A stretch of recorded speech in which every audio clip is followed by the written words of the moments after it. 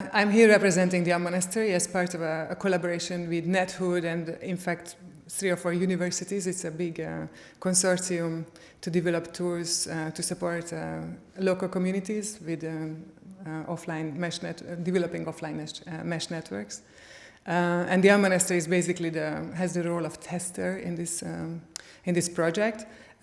So I came here partially to introduce the monastery as part of the collaboration, but also what we were doing is running a workshop in which we could possibly discover how to develop. I'm already running the kind of the test part of our collaboration, how we can actually work together with engineers, urban planners, artists like myself, and how we can implement the idea of being out in the street, talking to people, working with the real spaces and real people in order to contribute towards the smart city project. I think what we are experiencing, and maybe this is an interesting thing also for all these social innovation projects, is to come with from a very broad base, kind of understanding intuitively what is your vision, and then you work on the project, in my case for a year and a half, and you realize that you actually don't have a very clear vision together as a group or for the projects, and you have to kind of come down again to the basis and like sharpen that vision in order to work more effectively to deliver something specific. That's where our monastery is. That's where most of the conversations have been like circling around. This is the topic most of the conversation have been circling around. I have been having, I think this is generally the kind of a really interesting egg and hen problem for innovative projects. What is first, the idea or the work on the ground? How to create like a kind of a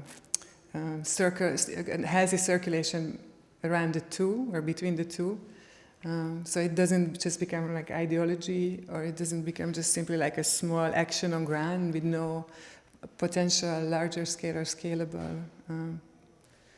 Well, I'm a visual artist by training, but in this particular context, what I see is that